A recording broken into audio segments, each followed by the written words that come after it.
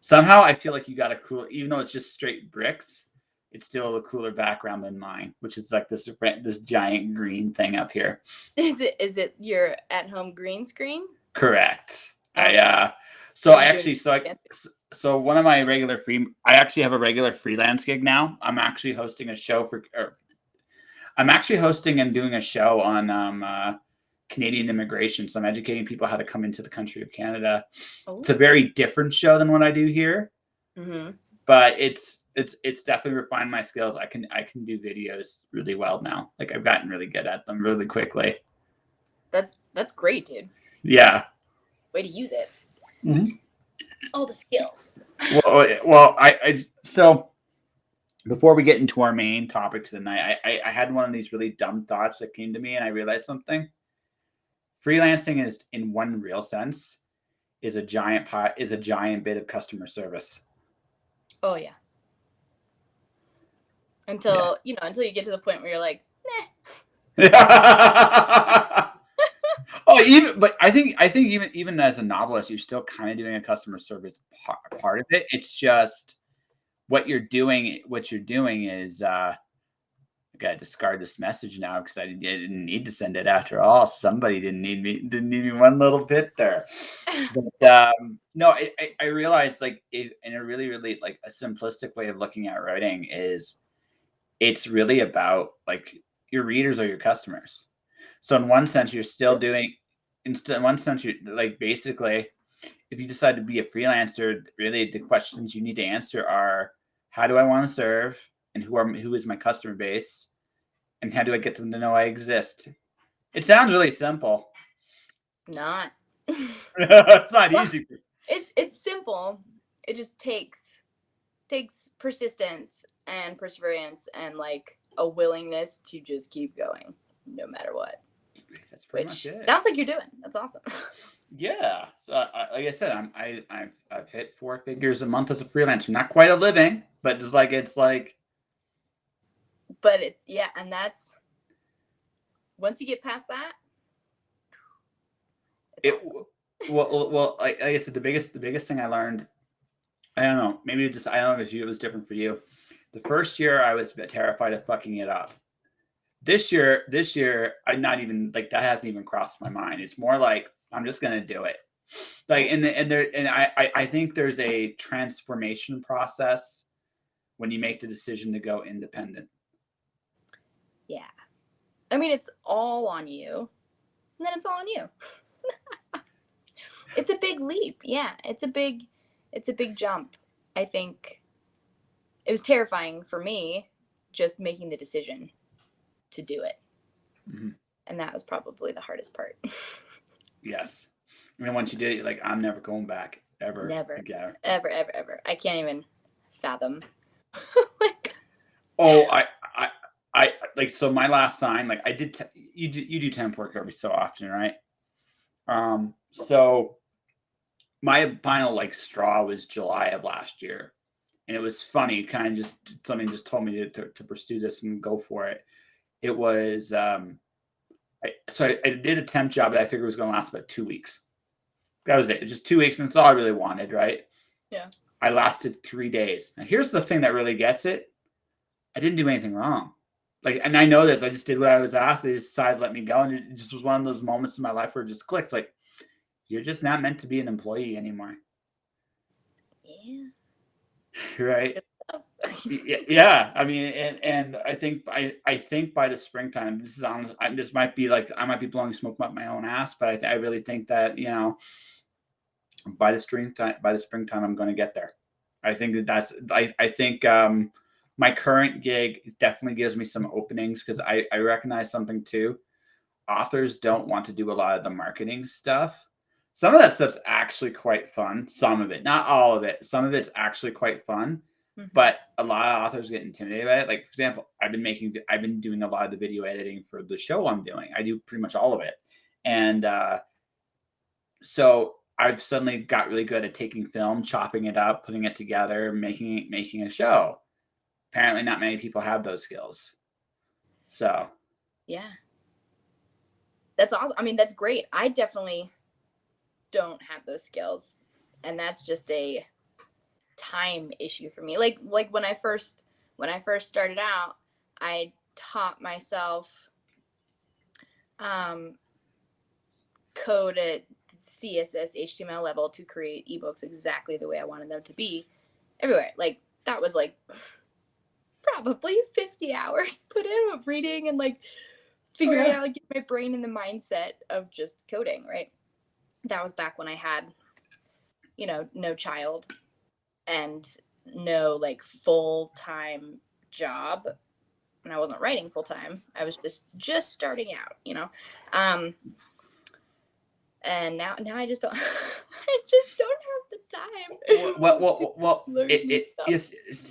it's so I mean, you're in the best spot. Like this is my ultimate belief. We do exactly what we want to do always. That's never not true. Yeah. But the question is, do we own our wants or does our wants own us? It all depends on how consciously we think about this. The impression I get with you is, I'm sure there are moments here and there, but you know what you want and you know what your priorities are, and that's what you focus on, and you pretty much say fuck the rest. And right, I mean, maybe not quite to that you got that in you. I get the feeling you do have that in you, and when we do talk about your book, something I definitely picked up on with you for sure came up, and I'm just like, you're probably a lot tougher than I even gave you credit for. It's just something just really occurred. I read something, I picked up on something. I'm like, this is a woman that's been through some really interesting knocks in life. I knew it before, but it's the attitude of your character. I don't think, like, I've read it from more people that have never experienced some of the things you have. There's definitely a difference. I've heard this lingo from people who have done some of the things you've done. Yeah. And it's like, it's the same exact lingo. It's like, oh shit, she's tough as nails. I'm going to be even nicer to her than I already. Look at, you know, it's like, it's not here in the it's the mastery thing. No, it's totally a master thing. You are, again, you like being easygoing. I wouldn't want to get in your way. I think you'd run me over and you wouldn't even think twice. Actually, no, you like me. So you'd be like, I'm sorry, Josh. This is what I have to do. Turn around and look back and be like, whoops. Sorry, buddy. My bad. Yeah, but it's just one of those.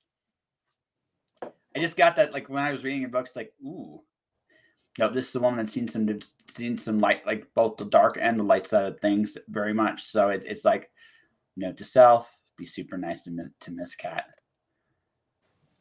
I'm not an asshole. No, you're not. No, but I'm far from it. I just more along the lines. I get, like I said, you have an incredibly kind and gentle side. Right? And I want to stay on that kind and gentle side because, again, I get the feeling with you. It's just like you're either on this side or you're on that side, and I'm not going to waste too much time discerning it. I'm going to go with my gut and whatever, and I'll live with it, right?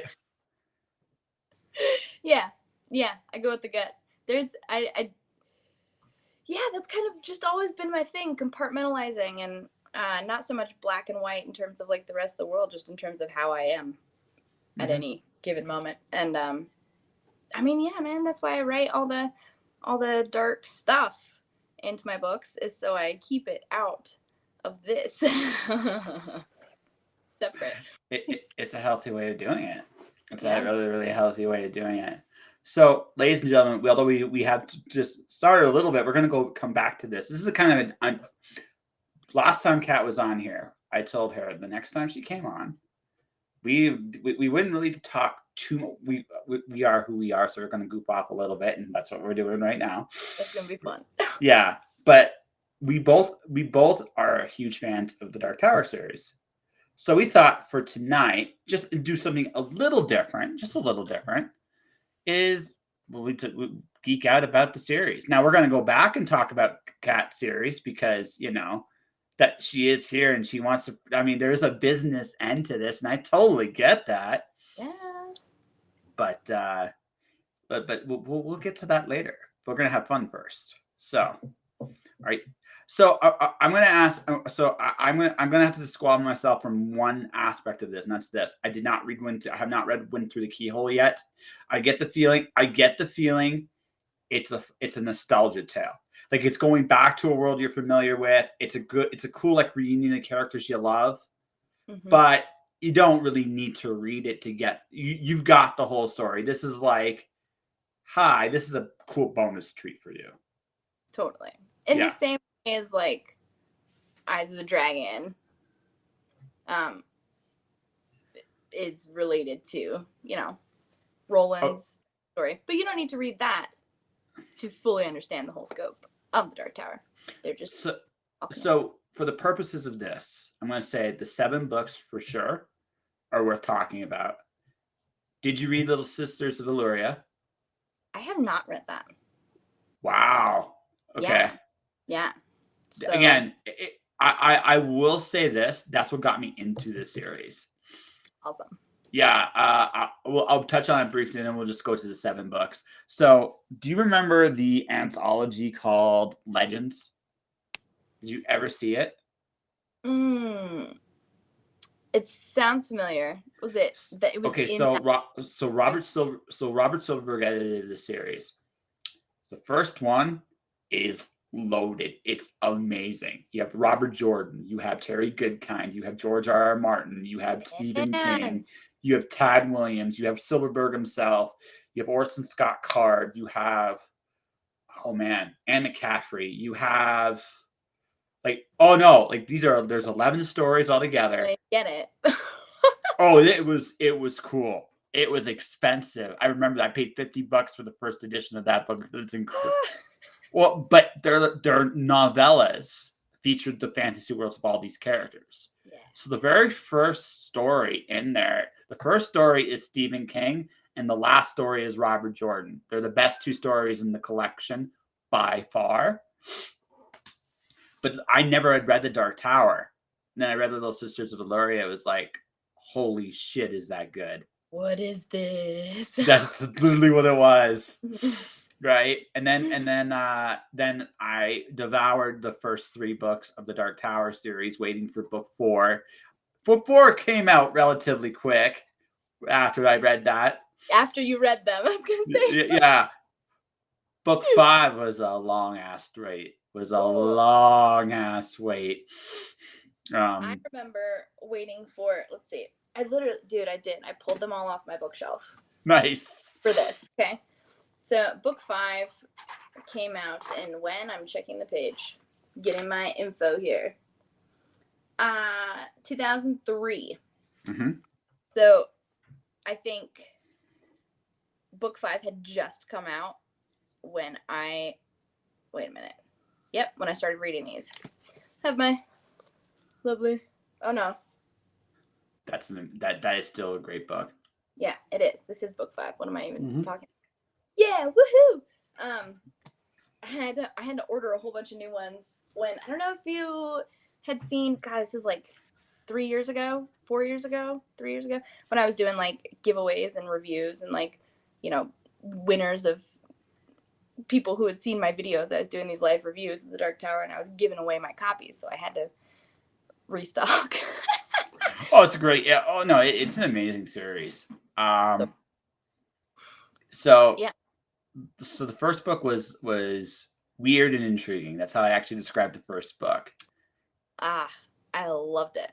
I know, I did too, but it was almost like it was a dream. That's what I remember the actual feeling of the first book of the series was. This was some weird dream. Right? And especially towards the end where the wizard and him, like the wizard tells his fortune. Right? Yeah. And it's just like, death comes, but not for you, gunslinger. We'll have to come back to that one. Yes, when we get to please let's come back to that, because I have a very special thing to also share and show you and everybody else. That includes that line. So just sure. No. We'll come back. But I just want to like, the first book is the closest thing to like this surreal. They're all surreal. They all have like unreality to them. However, as he keeps writing, Drawing of the Three is, I love the double meaning of that. And but I love Eddie's story, and Susanna is definitely like, wow. Like you did, like that was the craziest ride. I think. Okay, so I think the other thing, folks, ladies and gentlemen, we are going to spoil this. Now, this has been Stop watching. Yeah, because stop watching, stop listening. We are spoiling this series because, let's be honest here. One, it's been out for a while. Two, right, the stuff that really, really, really punches you in the gut It's the spoilers. Yeah, it's all the spoilers. It Only punches get if you you right read in the all gut. Have to. So we're making this very clear that if you go past this point, if you have not read the series, why the fuck not? If you have read the series, cool. I'd love to say, like, when you do listen to this show, when you do listen to or watch it, if you are watching it now, chime in your theories. It's definitely going to be it's definitely a crazy ride. But no, like, so book 3, it's my least favorite, like, cliffhanger ever. Oh. I love it, but I hated it too. You were gonna say it's your least favorite. I was like, oh, dude. Yeah. No, it's I mean, you know, near death, and what else are you gonna do, right? Like, yeah, Psycho Train. All right. So I think first what we'll do is we'll go back to 1, 2, 3, because 4 is the magic book in this series, in my opinion, because that's when Roland becomes a full-fledged human being in this series. Not 1, not 2, not even 3. He gets closer, but it's 4 that you get to see Roland the man, and once you see it, it was it was definitely incredible. Which leads to one last thing. Do you agree with Stephen King going back to rewrite them?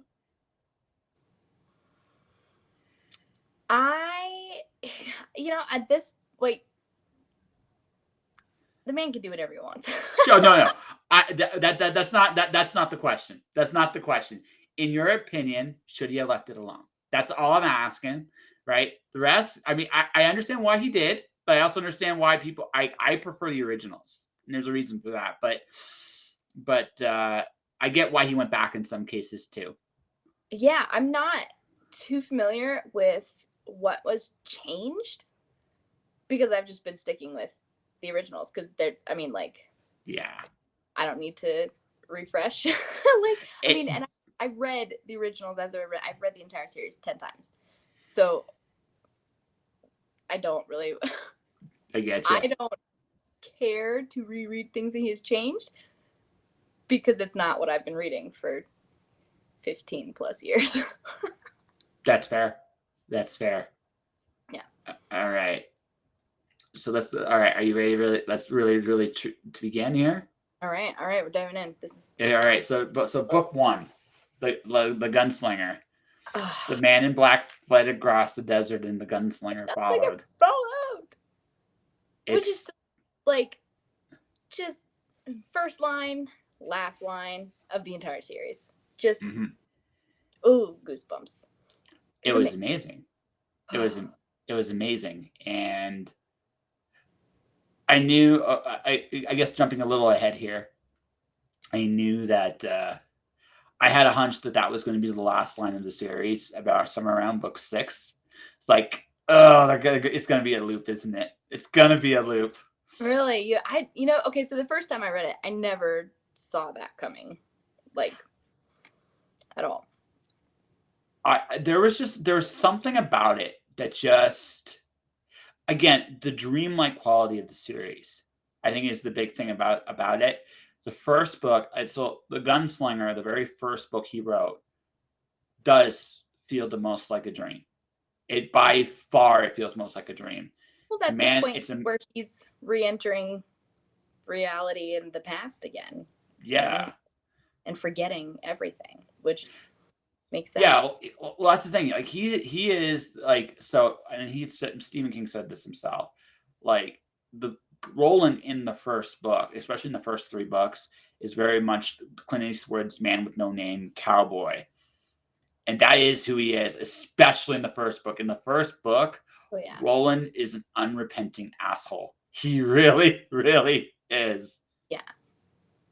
With a conscience. Yes. A little bit. Still there. He's just kind of like, and yet I can't change my path because I have to do this. And he doesn't know why yet. But he is. He doesn't stop for anything. And if he had stopped and changed things, it would have changed everything. Well, okay, so let's talk about, like, for me, the real big conflict in the first book is Jake. Yeah. That's the real, it's the only conflict really in the first book. Yeah. Everything else is the chase to the inevitable confrontation with the Man in Black. But who turns out to be kind of the villain of the series. We'll get there, guys. We'll get there. But at least the villain for the first 4 books, very much so.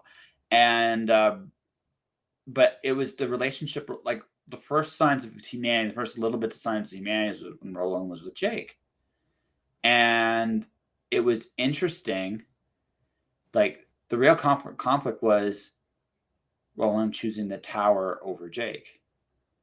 And the question of, and there really wasn't a good reason for it. Like, it was just, right. Not one that was explained anyway. Right. And then part of it gave it that kind of like dreamlike thing was Jake going, go then. There are other worlds than these, as he falls to his inevitable death. Or so we think anyway. And because he had been there so many times before too. Just like, yes. I see. I don't know about that. See, I think this is the interesting thing. I honestly think, as far as Eddie, Susanna, and Jake go, right, they're not the ones in the loop. Roland is, right? I think there are parts of them that remain in the loop. You know, like multiple universes have their different branches and different like palimpsests of the same characters. So they're just being rewritten over and over and over on top of each other. And the real Jake, Susanna, and Eddie made it out. And that's where time gets funky. But there always has to be someone there. And I think, with as familiar as all 3 of them were with becoming gunslingers and with being in the world and with knowing exactly what to do, I feel like shards of the true versions of themselves have always remained in this. That's my interpretation. That's how I like to see it. Because that's otherwise, cool. How else would Jake know there were other worlds? See, that's the real interesting question. We'll table that to the Wasteland. When we get to the Wasteland, we'll table that one. But because I think the big thing about the first book was it established Roland, who Roland was. He was a badass, had somewhat of a conscience, but somewhat not. Like, he would do what he felt was necessary, not necessarily what was right. And I thought that was, again, that was established when he chose to let Jake go.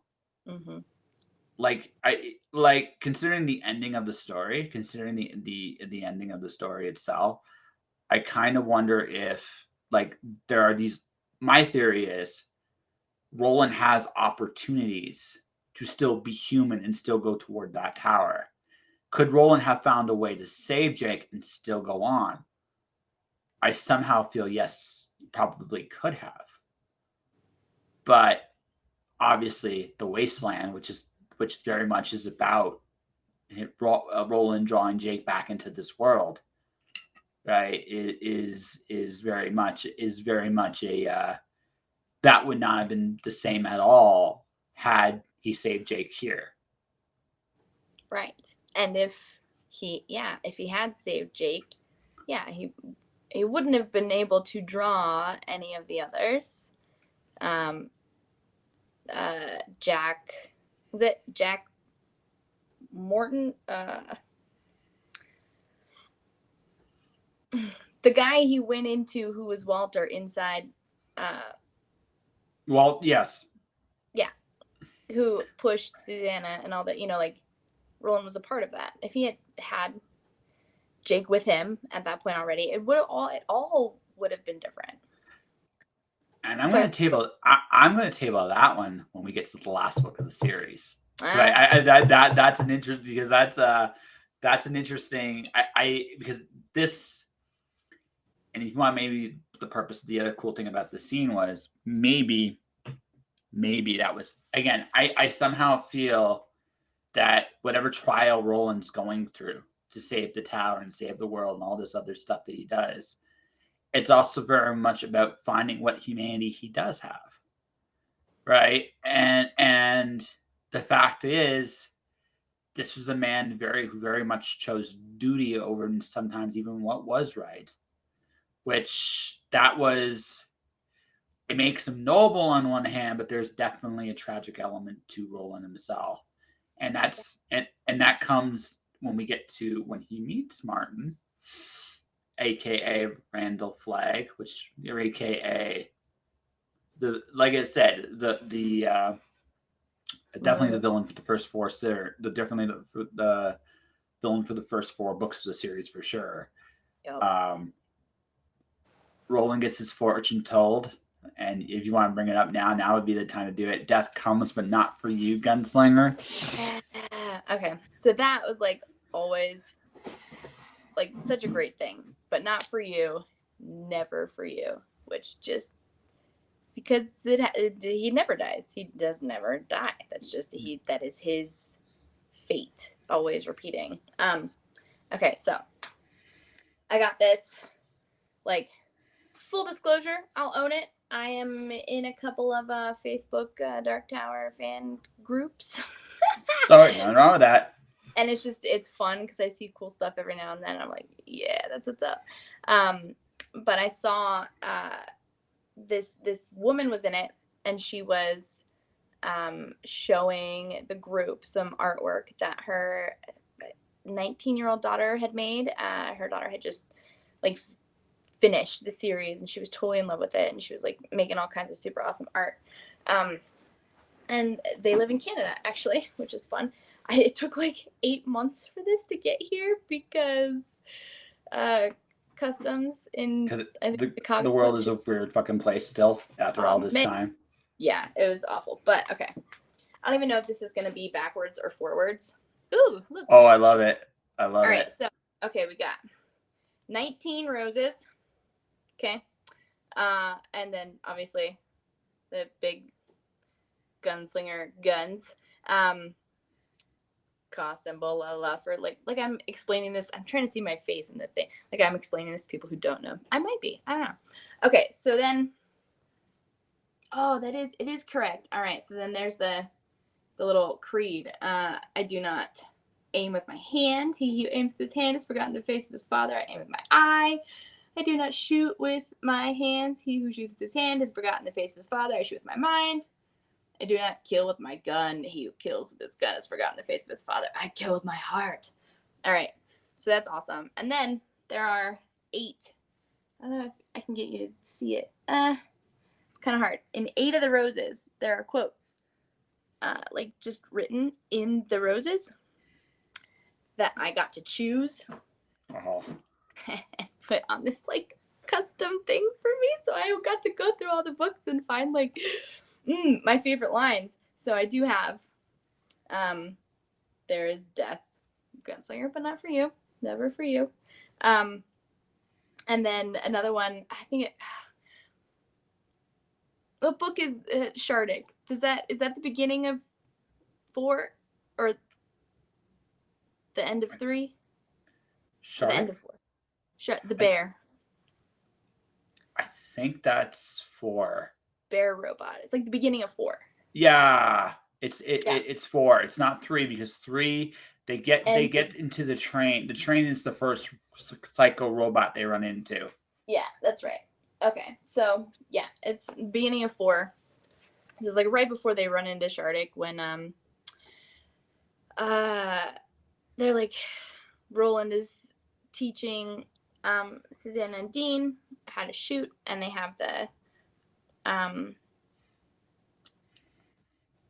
he's teaching them how to shoot, and it's right before they find Shardik, but they're like in the woods, and he's got the targets up and everything, and he's trying to get them to like access their coldness, right? That just like turn off the switch from human to killing machine.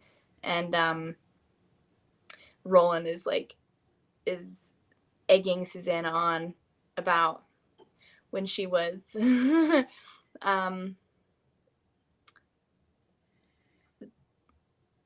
is it when she was Odetta Holmes, and she was, getting jailed and imprisoned for, being a black woman in the South and standing up and, fighting for equal rights. And she was really, really abused, mistreated, mishandled, and was that part of her was incredibly gracious about it. But I started bawling the last time I read through the series when I read that part, when Roland was like trying to get to that part of her that would just like turn her on, and her abilities, and her like being able to just shoot and kill and destroy. And where is it? I have it on here. Where is it? Oh, she's just like, yeah, I hate him and I want to kill him. And he's like, then kill them for your father's sake, kill them all. And there are a lot of all caps lines in these books, which I am not a fan of, but that one always stands out to me. We'll get there when we get talk about Wasteland and Wizard and Glass. But I loved that Blaine was in loud letters the whole time. I thought that was perfect for Blaine. That was absolutely perfect for Blaine. He's always yelling. Well, yeah, no, but that again, that added, I think, to how creepy he was. But I guess let's go to my favorite. My favorite title of all of them is Drawing of the Three, because I actually think it is the cleverest of all the titles, because we talk about Susanna Dean, Odetta Holmes, and I forget her last name, Suzanne, like what she comes when they merge. Right? No, she's Detta Walker. Detta Walker. Odetta Holmes and Susanna Dean. Yes. Okay. So the real meaning of Drawing of the Three is Susanna. Book 2 is very much Susanna's book. Although Eddie definitely plays a big role. Eddie's my favorite character in the series because he is such a joker. He is everything Roland is not. He doesn't take shit seriously. He knows he's a fuck up. Like, he knows it, right? But he's clever in his own, like he is super clever in his own way. And I really love his arc. Is, I think I like his arc. I literally, we're gonna spoil this slightly. When he died, it was like, because you didn't see coming. Like, you knew one of them was gonna go, and then it was like, oh no, not like that. No, yeah, just there's so many things that felt like they could have been avoided, and yet simultaneously were 100% necessary for anything else to happen. But yeah, so Eddie's story in okay, so Roland losing his fingers right at the very beginning was like, that's messed up, but it was the only way that Susanna could be a threat to him, right? Otherwise, what needed to happen to Detta and Odetta, right? That never would have happened. Yeah. And there wouldn't have been, I feel like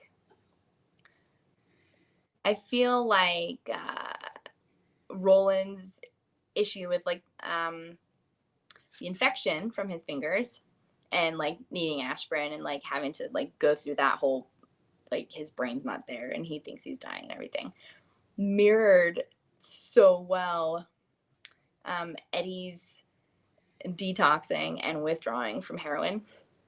And they're like at the same time going through this like dragging each other across the beach to get to the next door. And that was like a first real, I don't know, I think like equalizer showing Roland has a weakness.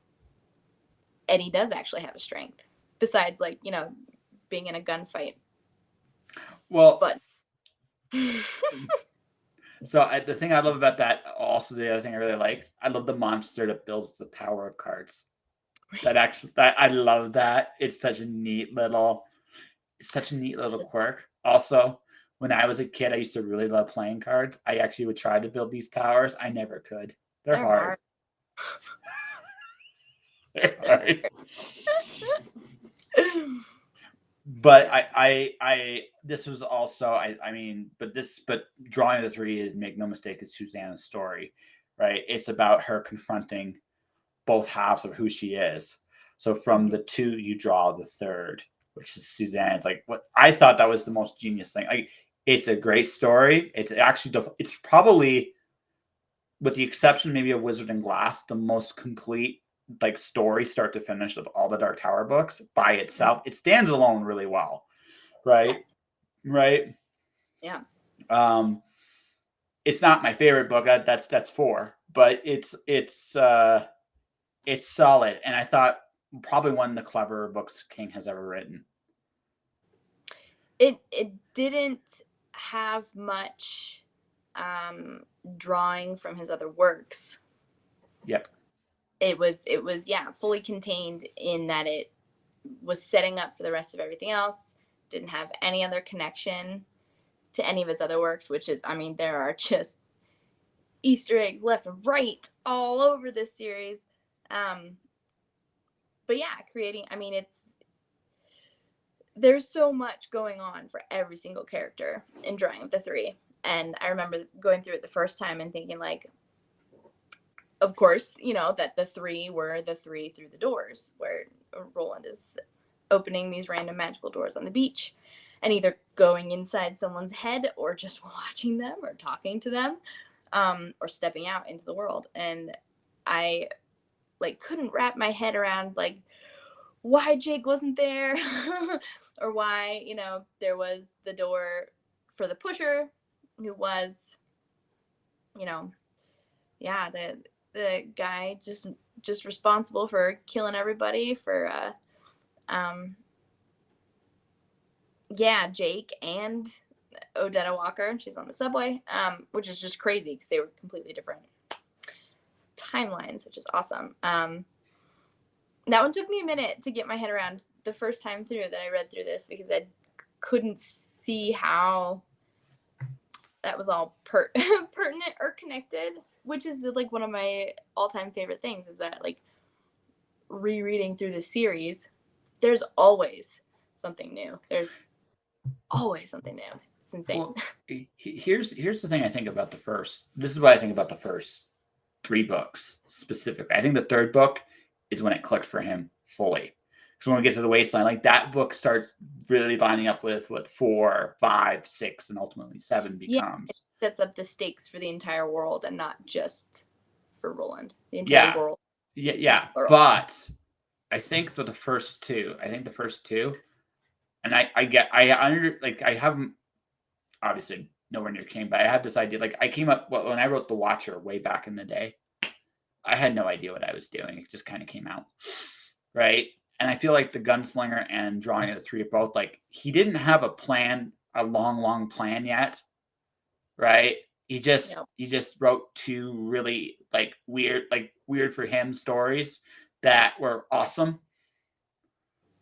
You know? And called back. I mean, he set them both down for a long time. Yep. And couldn't figure out what the hell to do with them until I think he was actually afraid. If I did interview him, I'd ask him this, because the books came easy when he wrote them. Like he always said that, like when he finally started, they just flowed out of him. I think when books are that easy, sometimes it's scary. Oh yeah. It's scary, right? It's just like, how did I like, whoa, like there was something inside me that was like that needed to come out. Like every time I did a Watcher book,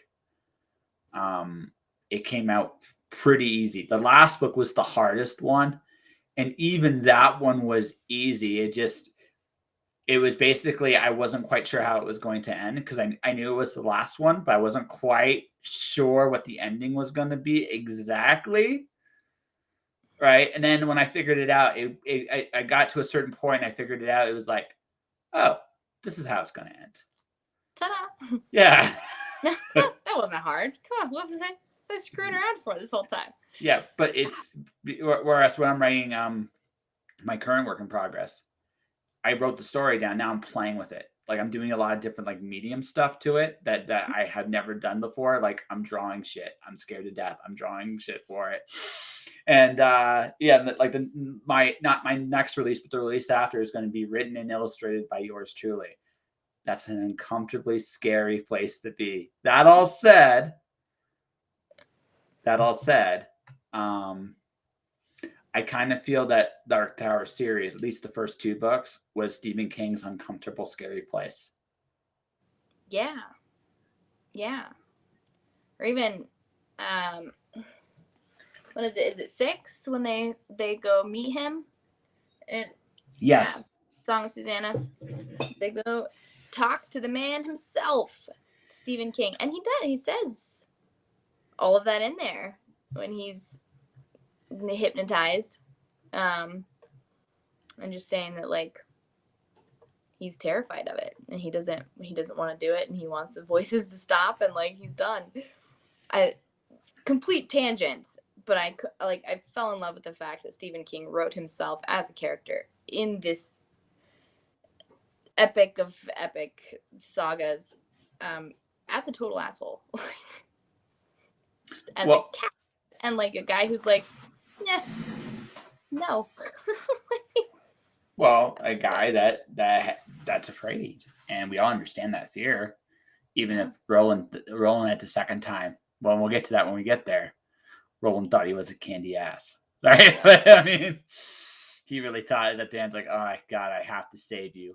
Oh my god, and do it, yeah. But when we get to the second time, though, that might be the most heartbreaking thing in the entire series. It might be the most heartbreaking thing in the world. It ties in to something we've already talked about, but we'll get there. We're at 3. We got a long way to go yet. The Wastelands is Jake's story. Pardon? Huh? You said something, so just jump back and win. Sorry, I said it was one giant riddle. Yes. A riddle is technically the third door being drawn. It's Jake coming back into the story for the first half. And then for the second half, it's they explore this post-apocalyptic little city.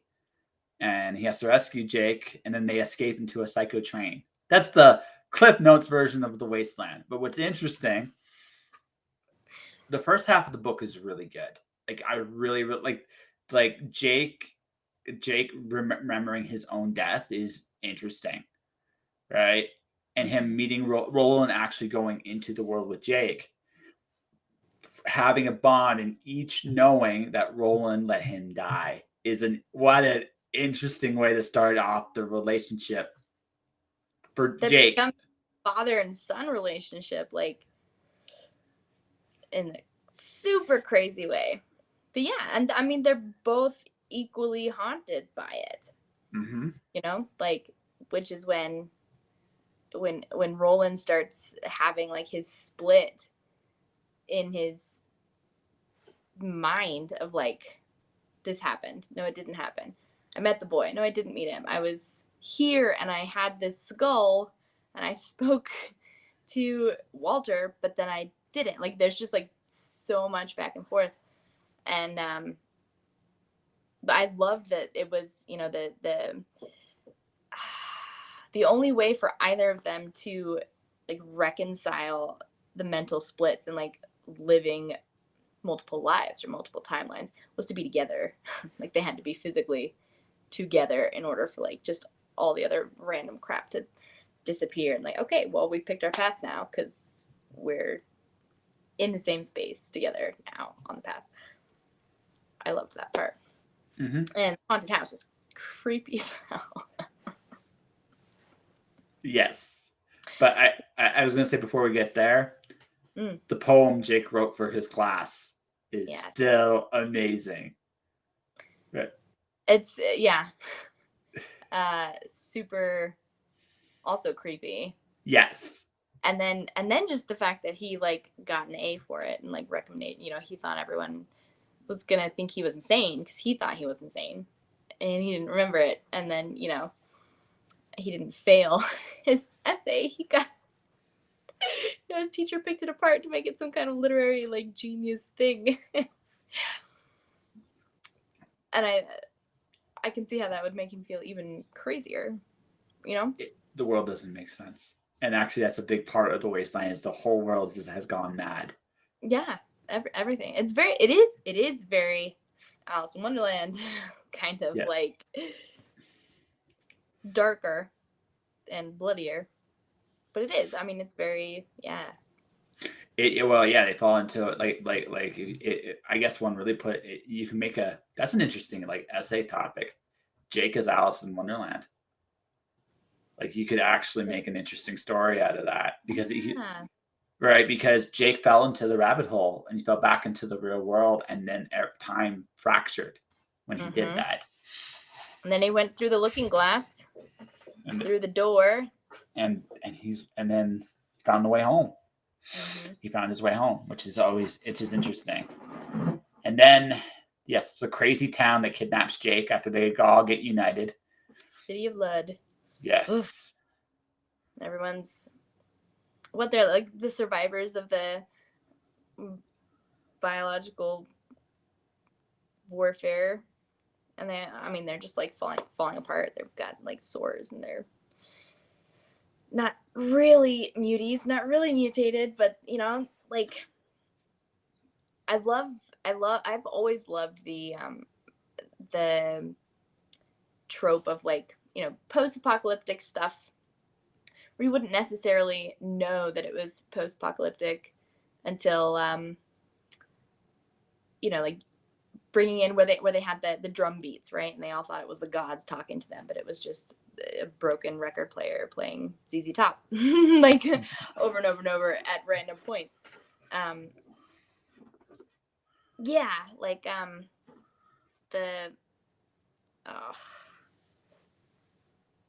Shannara Chronicles too.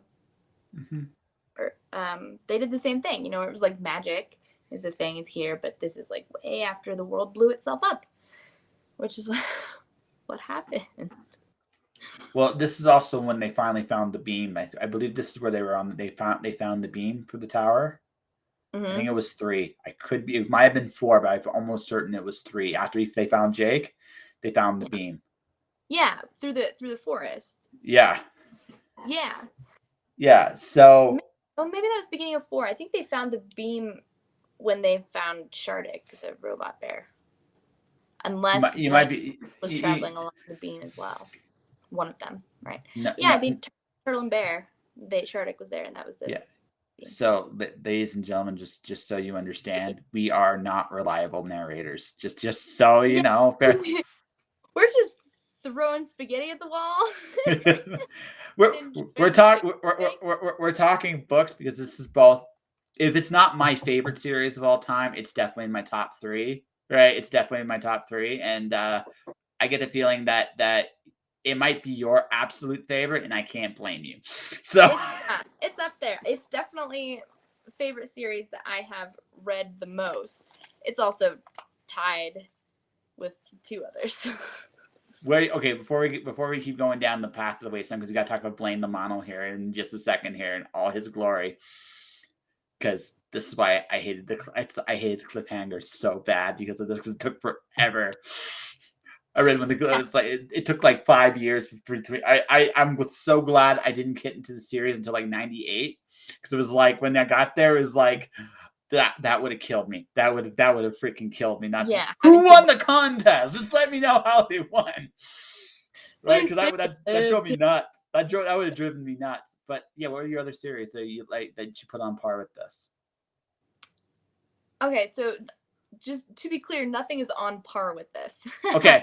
But my other favorites series, um, um, oh my gosh, Kushil's Legacy by Jacqueline Carey. Very good series. Absolutely love those, and they have inspired like quite a few moments, parts, interactions, things with some of my own stuff. And Outlander, actually, which was the first, and I haven't watched the show because I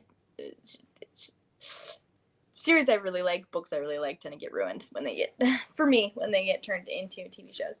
That's Diana Gabaldon, and I was not interested in it for the romance aspect, which like I know it's like generally a romance series, but oh my god, it has like time travel and action and a bunch of torture and psychological stuff and so much history and magic and like just it had everything, and I was so impressed by the fact that someone could write a romance that had everything and that appealed to someone who does not read romance. So for me, so I met Diana. I actually Ah, had met. I met her. She bought my one. She bought the Watcher. Actually, my first When Worlds Collide.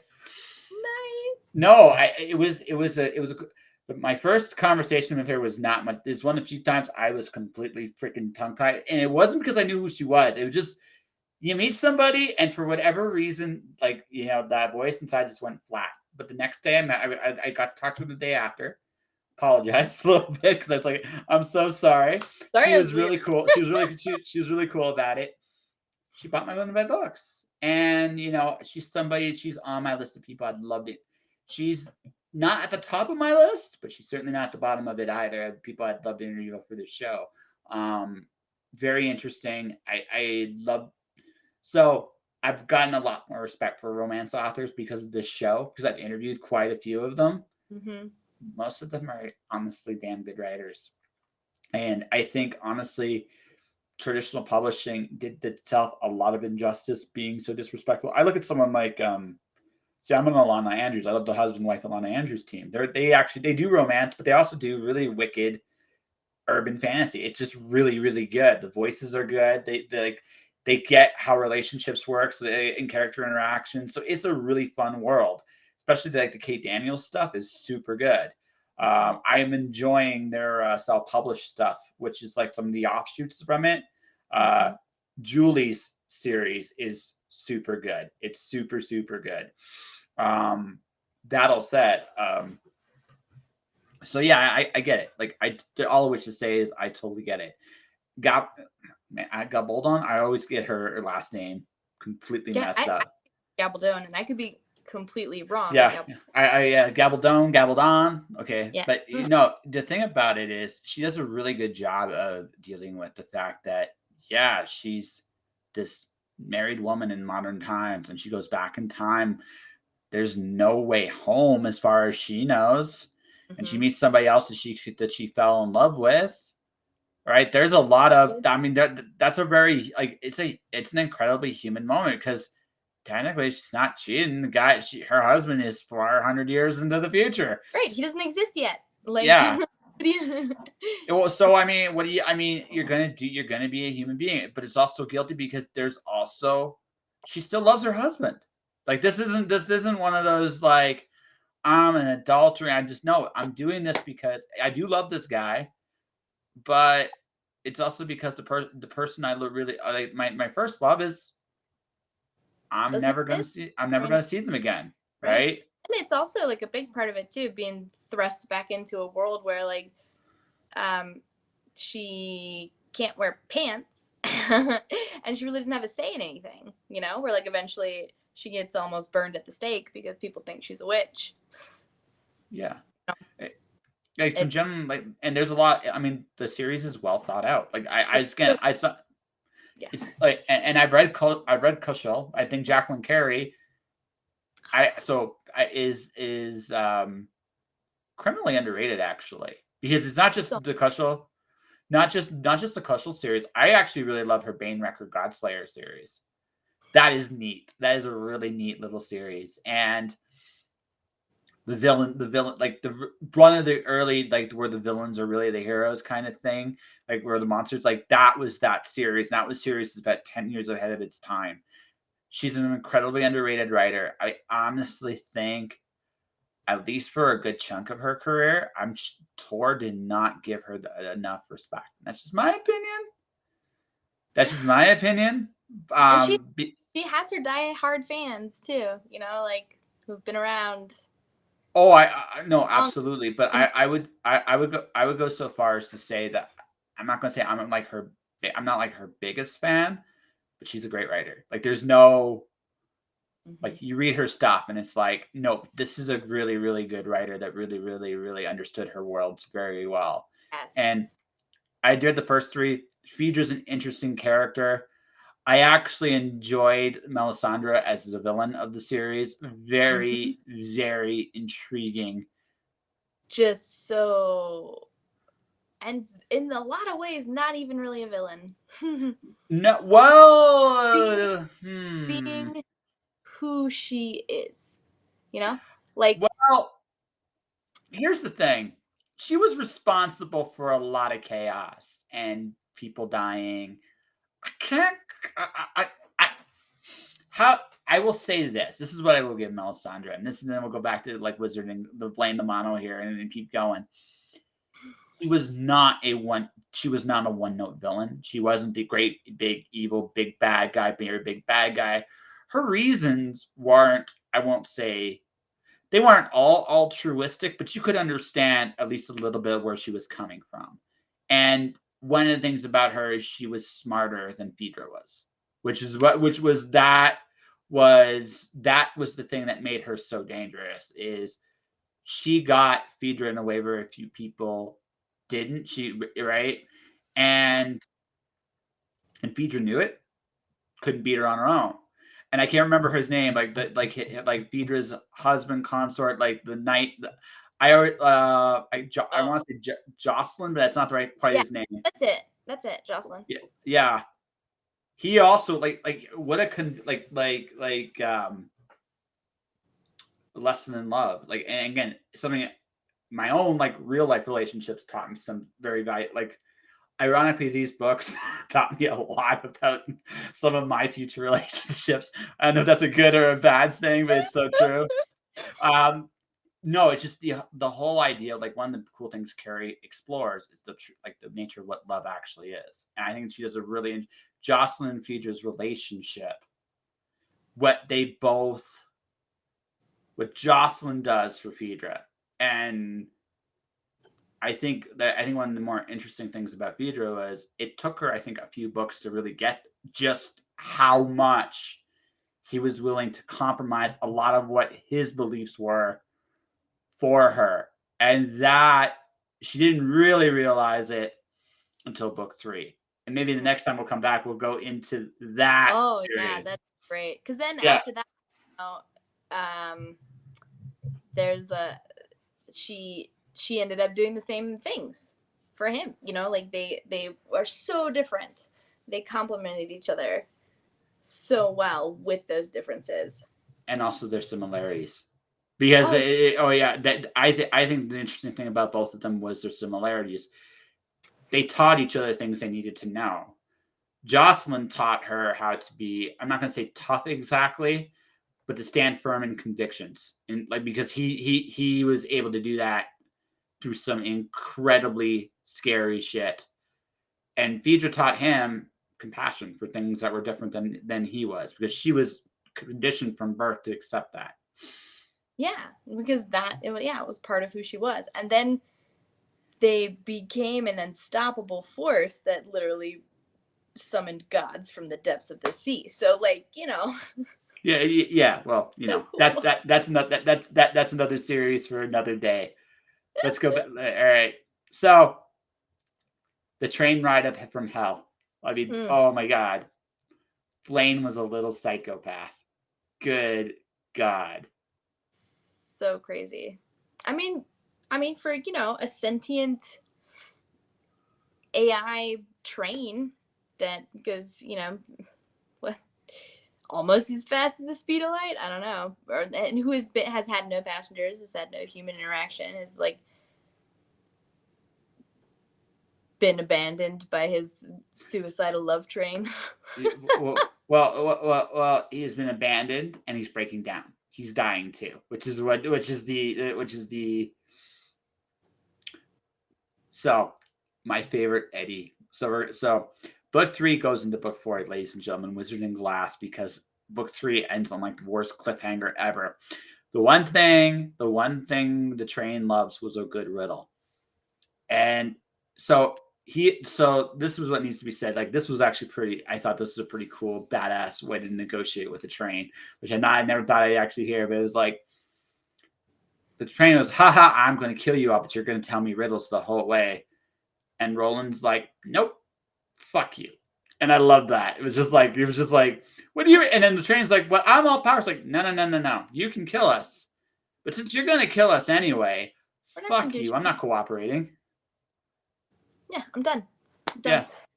And I loved that, like, out of all the, Roland had spent his entire childhood and lifetime, growing up with, like, the Faraday riddling and, like, sharpening his mind, not necessarily his wit, but his mind. And then Jake has the Book of Riddles, and they're just, like, trying so hard to stump this train that logically and within, like, an ability to reason is so much smarter than all three of them put together. And the fact that Eddie's stupidity is what won them the competition. Like, with what it was, why did the chicken cross the road joke, wasn't it?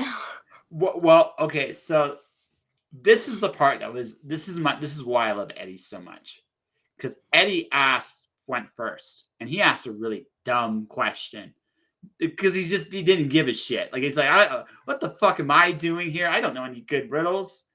But he asked, and unlike everybody else in the train, Machine got mad at him. And he was like, so everybody else was thinking about all the good riddles in his head. Eddie was watching this thing going, wait a minute. You really didn't like that. You didn't like that. Why didn't you like that? And then my favorite line, I've kept this in my head. He goes, this is the truly wonderful thing. The concept of good is always relative. Good is a very relative concept. Right. And when Eddie realized that, it's like, oh, I'm going to destroy this thing. And he did. The chicken crossed the road was the end of it. He led the train down the path of its own destruction, which just dumb riddle after dumb riddle after dumb riddle. And the thing is, unlike the others, like, oh, I can do bad, stupid shit all day long. This is easy for me. Right. Like, I got this. I got it. Yeah.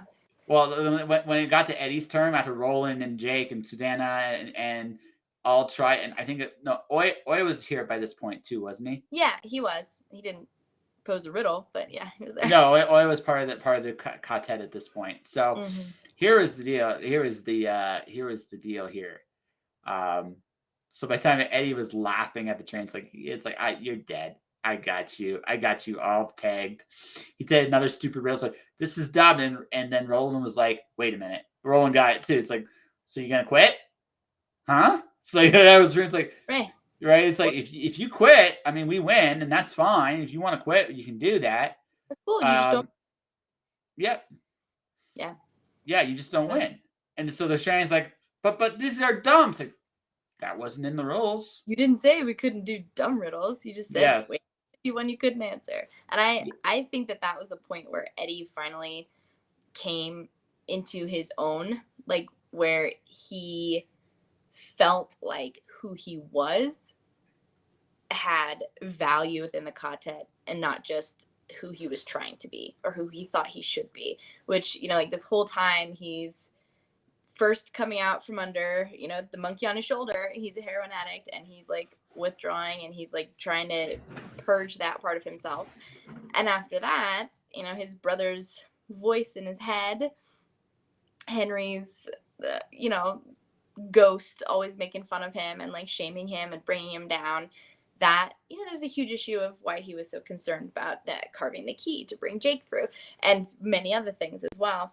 And this is like the point where he finally was like fully owning his ridiculousness, fully owning the fact that he's just a clown in life, and that's cool, and there's nothing wrong with it, and he doesn't have to be like doped up out of his mind, and he doesn't have to be like under his big brother's wing, because it has value in the least expected place.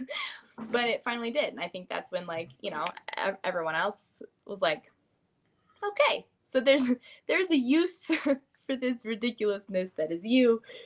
Thank you, we underestimated you. Like, and it was huge for him and Roland too. Like, and I love that there's so many different shadows, that we're all living under. Right? And like, Well, yeah. And honestly, we'll come back to this because the end of the story deals with, it's Roland's first joke, which I think is one of the best things of the series. Is when Wizard and Glass, folks, is when Roland becomes a full-fledged human being. This is my favorite book of the series, followed very closely by the last book in the series. Right? So that they're both really good. 7. So book 4 is Roland's first love, which is, God, that's a beautiful story. So the beautiful. Whole way. It's so tragic. It's so beautiful. Yeah, no, it's a beautiful story. And ironically, like you can see, like, going to Roland's past where there's certain mirrors, like Suzanne, the woman he falls in love with, and Susanna today. Like and Cuthbert, one of his knights, and he realized, like, if I met Susanna first, it would have been me with her, not Roland. And you look at today's story, it's like Eddie and Susanna got together, and if maybe Roland had met Susanna first, who knows, right? But it's just like one of those things where fate kind of goes the other way. But this was Roland's first love. This was, and Ria the Coos, what a psycho bitch. Ooh, creepy old lady. Creepy old lady, possible rapist, possible, like, just a nasty piece of work. Yeah. And they dealt with one of those. It's from the few, like, this is where it gets, like, this is where the book really gets a lot more mystical. It gets weirder in some ways, sadder in others. You get to see where Roland lost a lot of his humanity as well, because this was, oddly, Roland probably at the happiest moment of his life. Directly followed by the worst. One of the worst. Right. And we're not doing this justice, folks. And the reason we're not doing this justice is this is very much a story worth experiencing from start to finish. It doesn't go well for Suzanne. It just doesn't. And it's not supposed to. And there's a lot of good reasons for that. It sets up a lot of the things that happen later on. The pink orb, the pink rain, the orb that the witch is in possession. Mm-hmm. The damage it causes Roland, the damage it causes everybody that comes into contact with it is brutal. Yeah, we're getting there. We're almost there. I know, that's when they get to Oz. It's fine. I'll leave it alone. Well, no, we're not quite. We're, like I said, once we get to that, like, so the majority of Wizard and Glass is this love story. Yeah. When he was what, 15, 16? Yeah. Like, so young. And sent off to the fields to survey. This was his first mission. His first mission as a young gunslinger, and finding, adult responsibilities there at the same time. They found a lot more than they expected to, and handled it like men. Yep. Like adults, like competent adult people who could, gauge the risks and their own responsibility and their own duty, and give the big coffin hunters a run for their money. I love that scene in the bar. Yeah. Where they're all just like pulling guns and weapons on each other, like in a line, and it's like. Well, I just love it because I think it was Elaine that got the first drop on the one guy, just got the drop on him because he just looked like he was a kid minding his own goddamn business, and they didn't take him. Yeah, you didn't take him seriously, and it was like, oh shit, they got me. But and then his partner comes around from behind. Now you can't do that, and then Cuthbert shows up out of nowhere, and it's like, no, you got that. So they're like, so these coffin hunters are thinking these kids were nobodies because the bad guy, I can't remember his name, of the big bad guy of the coffin hunters. I can't remember his name. He almost caught Roland sneaking up. Almost did. Like, did he see him? Did he not? And then he saw Roland's like, then he got a good look at Roland's like, he looked at Roland, he looked at the other two. He's like, these two are still kind of like kids. This one, oh shit. Yeah. Jonas. Yeah. Jonas. I don't remember his last name. His first name is Jonas. It's cool. Yeah. So yeah. Yeah. The other thing I kind of like about this too is Roland's world was Camelot. That was the thing I got out of this too. Roland's world was Camelot. Yeah. And his father was King Arthur. And he was he was the legitimate son. So he wasn't Mordred. So he's not Mordred in the story. He's actually like a legitimate son of the king. But this is the fall of Camelot. This is the world was coming to an end. Right. Right. This is the end of the natural world before it moves on, before time and space stretch forever, before any of the beams started breaking, before, I mean, like, and after Wizard and Glass, when they keep going, you know, Roland has lived his own lifespan for however many years old he thinks he is, and then, you know, like hundreds of thousands of years in some places, thousands of years in other places have passed since the fall of Gilead and his home. But it's just like time just getting stretched out forever and ever and ever and ever. Well, it's kind of like a Big Bang, right? The exactly. light, it's kind of like the light just hitting from a distance, and he's almost that light from the Big Bang. Yeah. That's actually a really cool way of looking at it. He's the only thing moving through it. Yeah. He's been there through all of it, and it's just been his normal life. You know, it's not like he's immortal or anything. He's not the guy. Yeah, he's not.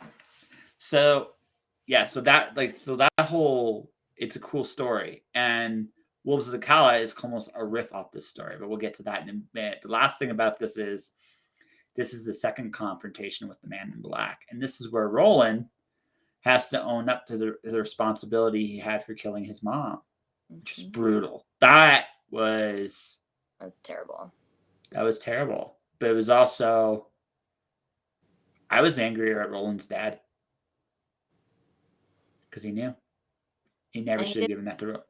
He didn't try to do anything? No. Like this, well, he knew, and he didn't, like, I get, like, it's just speaking from my own life history. I understand the betrayal I can feel like. At the same time, it was like, that is not something, I don't care how old you are. That is not something that a kid should be forced to, that is something that Arthur should have dealt with. And he didn't. And that messed Roland up more than anything else did. Even Suzanne's death, as brutal as that was. Right. At least it was out there in the open, and at least it wasn't compromising integrity. Yeah.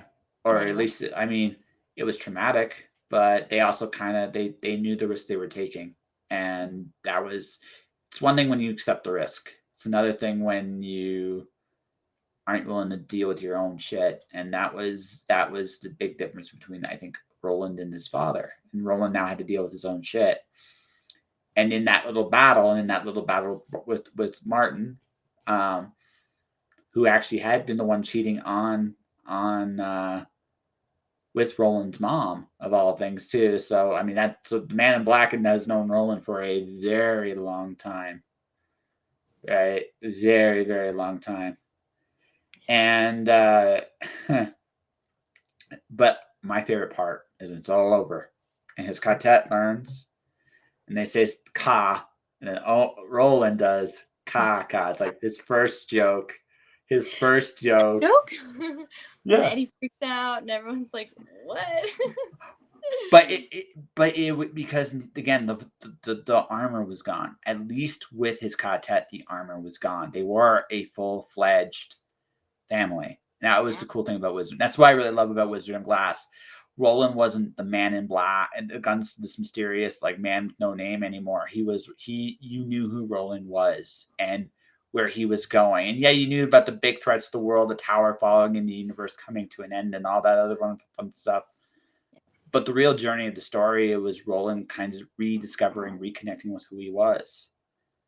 And there are, I mean, all the similarities between, Eddie and Cuthbert and Jake and Elaine and Susanna and Susan, like,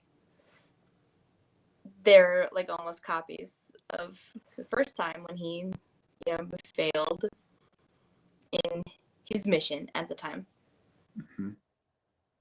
And then when he believes that he failed at it again. I don't, but we'll get there. You'll get there. Wolves of the Calla. So the next two books, Wolves and Song, are both big setups for the finale. And so of the two, I have to say, I think Song of Suzanne is my least favorite Dark Tower book. It's important, but it's my least favorite of them. So I have to ask you, have you read through it more than once? Yes. Yes. Okay. Because I used to feel exactly the same way. Wizard and Glass was my favorite. Song of Suzanne was my least favorite until I read it through for the 10th time, which I finished the 10th time. It was like May or April. No, you need that book. I'm never going to argue that. Oh, of course. Yeah. I'm never going to make that argument. The reason here's the difference, okay? I'm going to make the comparison to Drawing of the Three. It's the most connective book of the entire series. Right. It's the opposite contained story. It's just leading from A to B. Yeah, it's the bridge between Wolves and the Dark Tower. It sets the playing field for Dark Tower. It needs to be set. It had, and we'll go to Wolves first because this is also where. So, book 4 is when you started noticing that other King's novels were definitely a part of this, right? Mm-hmm. So The Stand, which is big part, like when you get to the past the love story, that's a big thing you notice. This is The Stand. They are in the world of The Stand. Martin is Randall Flagg. You figure that out real quick. Mm-hmm. That Flagg and Martin are the same guy. And Flagg is a very powerful villain in The Stand, folks. Like, he is the uber bad guy of The Stand, and also Eyes of the Dragon. Although in Eyes, slightly different. He's oddly very similar to the gunslinger in the sense that he's being chased the whole time, right? Whereas in The Stand, he's the devil. He's just there. Yeah, he's the devil. Mm-hmm. So you're in The Stand. So you go to book 5. Now you go to Salem's Lot. Right, which is, oh my gosh. And also, you bring in like the Wizard of Oz stuff. Mm-hmm. You're bringing in Harry Potter stuff. You're bringing in the wolves were, oh man, I can't even. Yeah, I mean, so there's like stuff from other authors' work and other stories and other things that we all, most of us, know very, very well. There was the thing about the green cloaks. What was the? Oh, jeez. That connection. Oh God, it's like. See, like, we are unreliable narrators. Watching this later, who's like, oh, idiots! It's this. We're just enjoying the story, man. That's all it is. But yeah, so like pieces are brought in everywhere, and then Father Callahan from Salem's Lot comes in. It's his redemption story. Like that's a big part of 5, 6, and 7, and the early parts of 7 are good. His entire redemption story. And it comes, yeah. When we meet him, he's already been the pair, the like spiritual leader, so to speak, in Caliber and Sturgis for a long time. It's what happens after he dies. Yes. Death has very many different meanings in the Dark Tower. It always and I actually have a very interesting theory about why death doesn't come for Roland, but we'll get there to the very end. We'll say that to the very end. But the thing was, like, this is like he's been planning this for a ridiculously long time, and it's like you could tell, like, somewhere between book 3 and book 4, he realized where like how the tower affects all his series. Yeah. Now for folks wondering, there are lots of little Easter eggs in his other books too. For example, it confronts the beams of the tower and just realizes, I am insignificant as fuck. That I like that, and that's not an important thing, really, but it's a cool little like Easter egg that's there. They're everywhere. Yeah. The Talisman and Black House both have huge ties to the Dark Tower, especially Black House. Talisman, not quite as much, but Black House, absolutely. We mentioned The Stand. We mentioned Salem's Lot. But there's lots of others. Hutson, Atlantis. But it's got some cool little ties. The Mist, right? There's some really, really cool, like, Stephen King's universe, Dark Tower universe, is very, very vast. And I'm leaving out a very important one. Ultimately, the Crimson King gets mentioned. I think it's this book is when they mentioned that it is not Martin who's really the bad guy here. The Crimson King. It's the Crimson King. And the Crimson King shows up, and I can't remember what the artist's book, what his book was called when they were trying to kill Patrick. Yeah. What his book was called? Yeah, because Patrick showed up in another book. There's a book where he shows up and he does a drawing of the gunslinger fighting the Crimson King. Oh. And I can't remember what it's called. It's killing me right now. Yeah, but oh my gosh.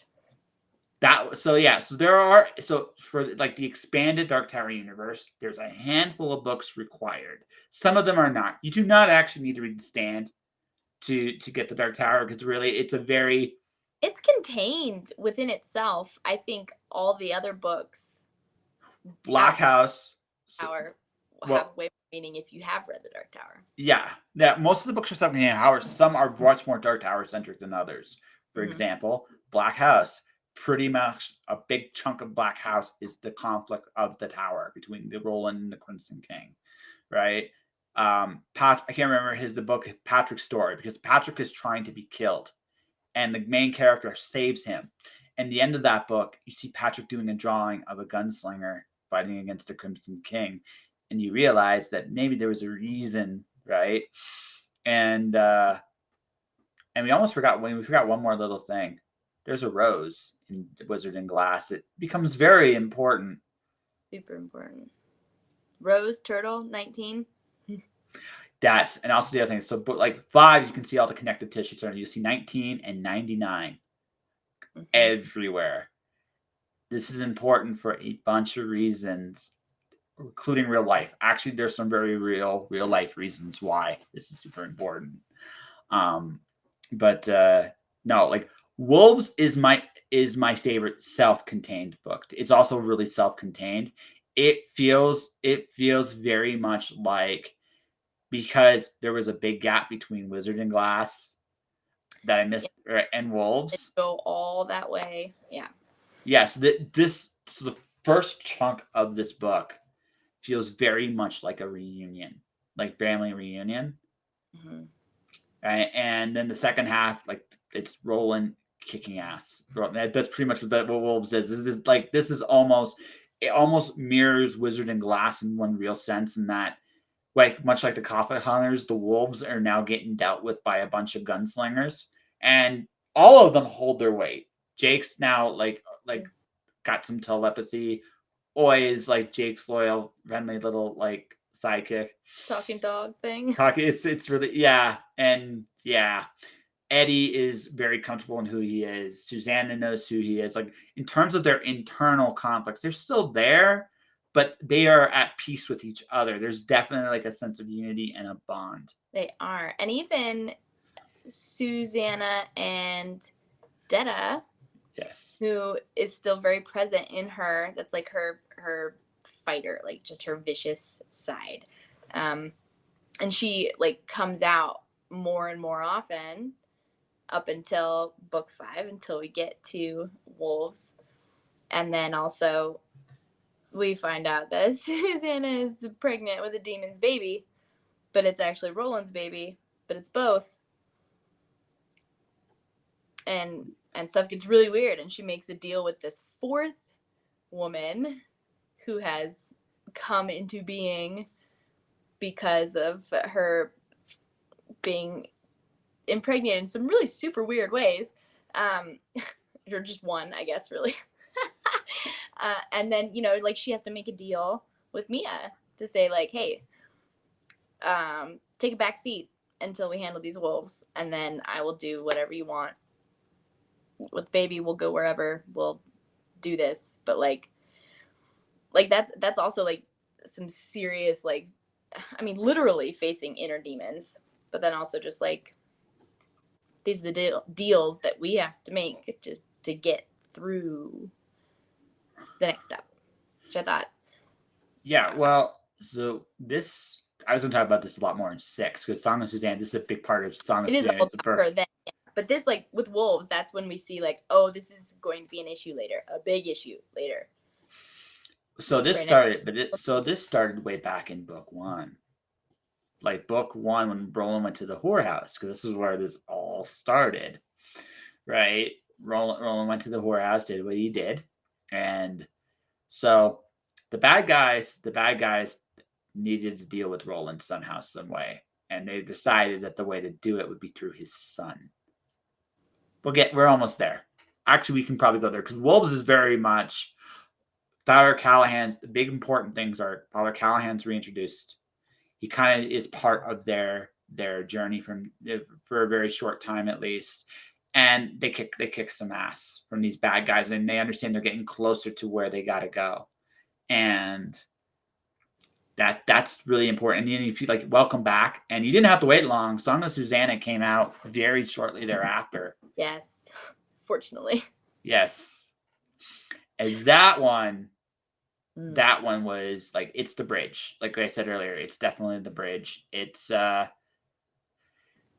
coolest moment in the book. We've hinted at this. So yes, so why is 19 and 99 so important? Well, if you've read anything, Stephen King, when he was in a major accident, that was in 1999. So this was Roland's first meeting with Stephen King, and one of the big battles. What's realized by this point, when you get to like 6, it's a good and evil war, but it's not a big battle. It's a bunch of little battles. The Rose and the Lot. Stephen King writing his novel. Father Callahan's redemption. Right? Mm-hmm. Roland's illegitimate child, which is the other major part of Song of Susanna, because that's basically, he is born by the end of this book, and everything gets more distorted. You see people in animal talking animals in heads, almost like some really, really warped and disturbing stuff, because they're determined to destroy the tower and break the tower. And that it's revealed that there's a place where telepaths like Jake, all they're trying to do is destroy the tower. And that is really it's part, like, they realize where they must go first. And And then all of a sudden the child is born. It's like, oh, we are doomed. Discordia has come, and it is the end of the tower. And everything is falling apart. And then the first death happens. So, like I said, 6 to me, you need it. Just the Roland Stephen King confrontation is absolutely necessary for what's to come. Yeah. Right. Also, what should be also mentioned is at the end of book 6, Stephen King is dead. And you look at that and you're like, you look at the book in your hands, and I had to admit, okay, this is interesting. Does he kill himself in his own books?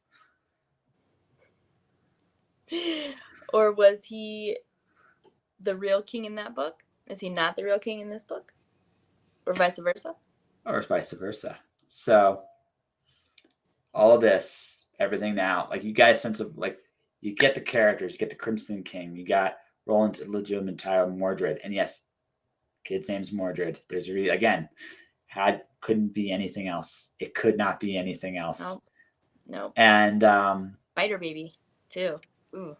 Oh well, we're about to get there, because honestly, I think the dumbest mistake the bad guys made is they let Martin die early. Yeah. Because that created the window for Roland to succeed. Yeah. Well, and yeah, Martin thought he could handle it. Like, my brain is turning off. We've been going for 90 minutes. I mean, we have been going for a bit. Oh, dude, it is. Oh, that's 9 o'clock for me. Wow, that's it's okay. It's great. But no, it's like I said, hang on with me a little while longer. We're almost there. Almost there. Okay, a little while longer. I will try. Yeah, a little while longer, because we're at the last book. We are at the last book, so we might as well just finish it. We are. So he eats his own mother, who was materialized from Susanna when the baby was born. Mm-hmm. That was creepy. That was not the eating her part. Yeah, but like the splitting off of like a new entity to be this mother. Like I said, the Crimson King's organizations basically artificially created this monster.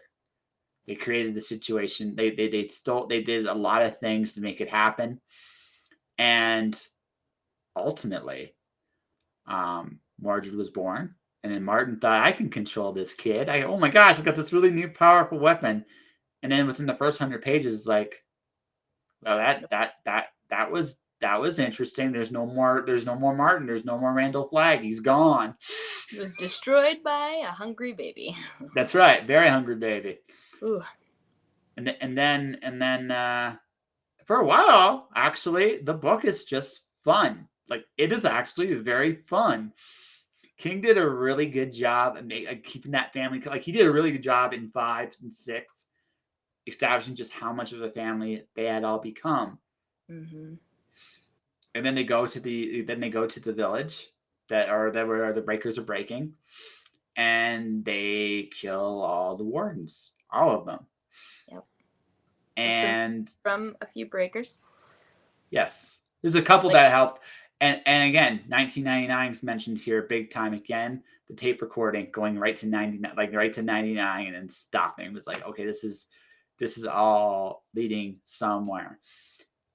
And again, everything's in their favor. And they actually said this, like, at the very beginning, like, we're in a really lucky moment right now. Like, it's going to favor us no matter what we do.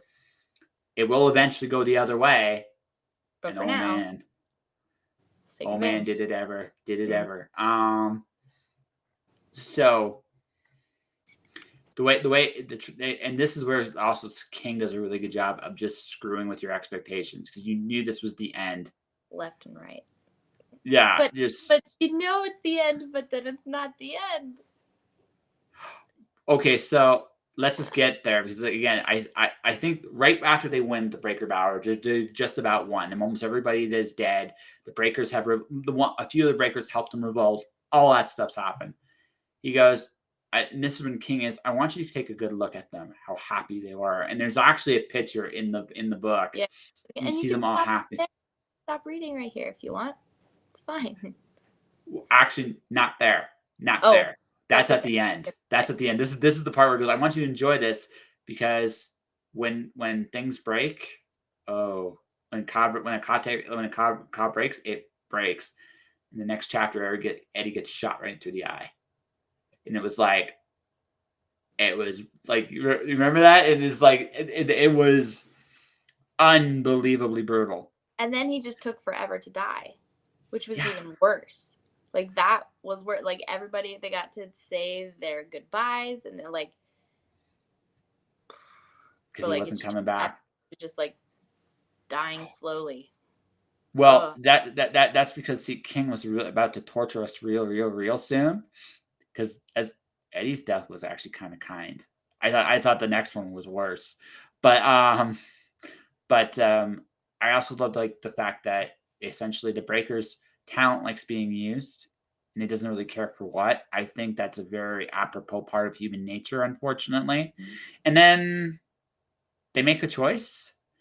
They go meet to this organization that's been protecting the Rose, that has also been part of this battle, and they go meet the Rose, and then Roland has to go back and save Stephen King. With Jake. Yep. Yep. And that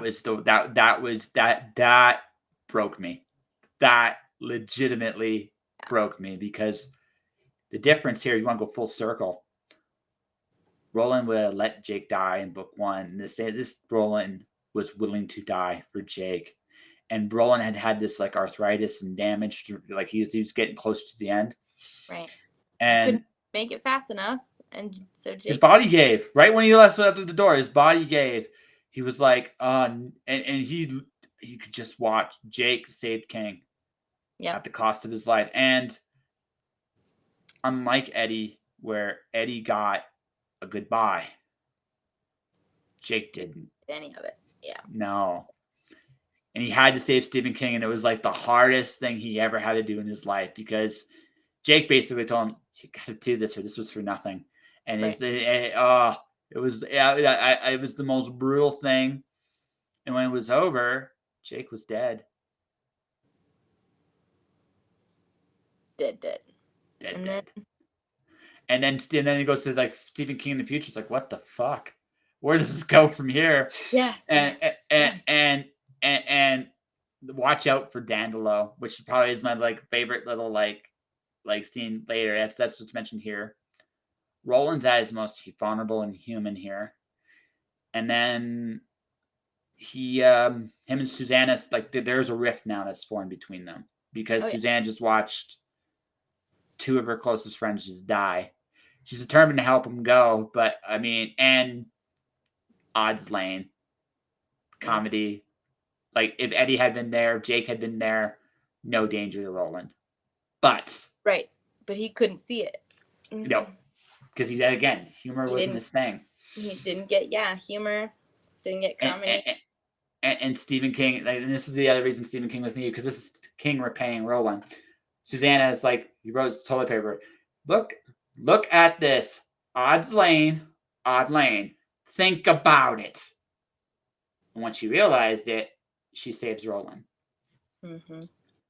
And then, not very long afterwards, Susanna leaves of her own accord. She leaves. The last time I read through the series, that was one part that just like, that really got me. Because they were the only 2 left.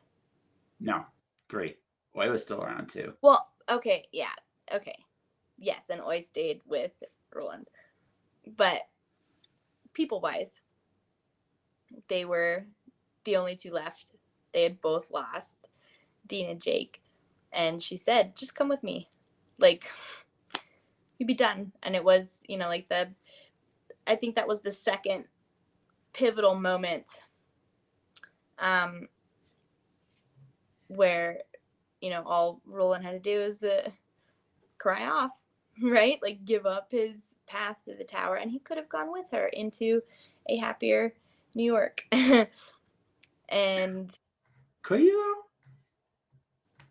though? Because if he doesn't complete the journey, right, what's there to keep it there? Yeah. Yeah, and that is why I think he succeeds. I don't think it's like a punishment or a failure that he does it over and over again. I think that is literally the only way for the tower to remain standing, is for Roland to stand with it. We'll get there. We're almost there. There's a couple things left. Mordred had eaten himself into like poisoned himself to death. Mm-hmm. Kind of. He was already mostly dead by the time. I thought Mordred was going to be like this bigger bad guy. I think there's the one thing I'm going to say about this. While it was interesting that he got rid of Flag, what I expected, and also what seemed to be hinted at, is Jake was going to be the one to deal with Mordred. Right. But instead it was Oy, which also was sad in its own way. But yeah. And then it's just Roland and Patrick the artist, the mute artist. Mm-hmm. And they go to the tower. And it's a neat little journey the whole way through. Yeah. It's very Wizard of Oz the rest of the way. It's actually, you almost get a little break. Right. And then at the very end, in one of the most, it like gets to the tower. He sees the tower, and there's the Crimson King with sneeches saying, no, you can't go in there. Yeah. And the solution was ingenious. I think the fact that Patrick folks had the ability that whatever he was draw could be made real. And the Crimson King and Roland are alike in one very real sense, is that they are almost ideas as much as more than people. Mm-hmm. So such neither of them can die. However, the Crimson King could be erased. So Roland had to fight the towers, pull on him long enough for Patrick to draw him. And the challenge he gave Patrick is, because Patrick loved the erasers, like, no, you can't erase it. You got to do this one right. And Patrick responds like, this is a challenge I can do. And so Roland just buys time, tries to fight the will to go to the tower. And then I remember he goes to Patrick's, like, Patrick gets to the very end. It's like, what's wrong? It's like, there's just something missing. And Roland has to be the one that almost gets Patrick to do it, and he ultimately does it. Grabs a rose, gives him the petals, and from those petals he draws the crimson eyes, and then erases everything but the eyes, and then he's just eyes. Yes, the Crimson King becomes nothing but a pair of eyeballs. He's like Sauron, but far more funnier. Right? Just Google it. Two of them, just right there. Just Google it. And Roland can enter.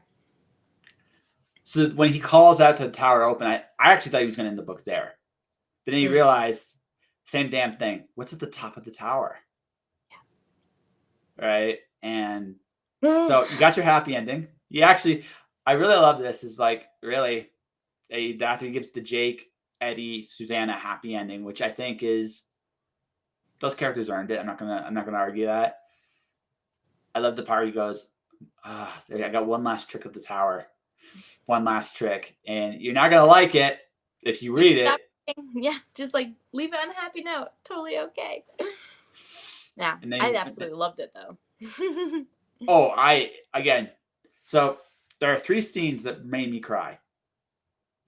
When Jake died, when Roland called out everybody he'd lost right before the tower opened, it was like tears of victory. Yeah. And when he got to the top, because it was cruel, because it was almost like the victory was snatched from him. Yeah, it was that, and he's just like screaming, "Mercy, no!" It's too late. That hit me really hard the last time I read it. Like I finished reading it, and I just started crying super hardcore. And my husband came in the room. He's like, "What's wrong?" I just finished this. It's really intense. It means a lot to me right now. He's like, do you want a hug? No. I ran upstairs so I could go cry by myself. I didn't You've never read these books. You'll probably never read them. You don't understand. But it hit me a lot more. I think because it had been a really long time since the last time I had read through the series, and just like noticing so much about who we are, what our natures are, like going after dreams, and then they turn out to be nothing like what you think. It's not necessarily a bad thing, but just that like that overwhelming, like, oh my God, no, I've been here before, which I have experienced quite a lot in my life. in various iterations, in various ways, with various things. So 2 things, and then I will wrap up, I think, our review, and then we'll probably have to wrap this up because we've gone quite a long time, and now I've enjoyed it. My bedtime was like, 45 minutes ago. I'm sorry. I didn't think I knew we were going to go a while. I just didn't think we'd be going, yeah. There's a lot. There's so much. I mean, like, how, but you just. And also, I do get the feeling the next time I interview you, the next time we won't be doing anything quite like this next time. Yeah, right? no. It'll be all about me. Yeah, but that